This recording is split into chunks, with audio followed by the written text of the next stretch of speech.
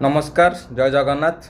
आपण पाखे जदि गाड़ी अच्छी आपण पाखे लाइसेंस नहीं तेणु आपण पुलिस शिकार होती ट्रैफिक पुलिस एवं डरिकी केतले गाड़ीटा बुले देखिए आउ 5,000 माने लाइसेंस नथिले 5,000 देवाटा सुनिश्चित।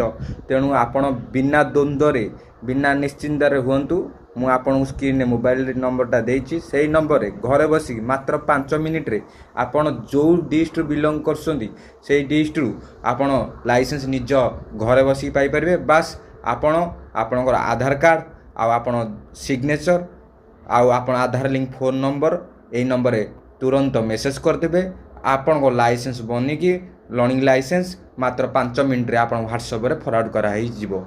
आउ डेरी करंतुनी जहाँ भी लाइसेंस है कमेंट करंतु आउ जल्दी जल्दी व्हाट्सएप करंतु।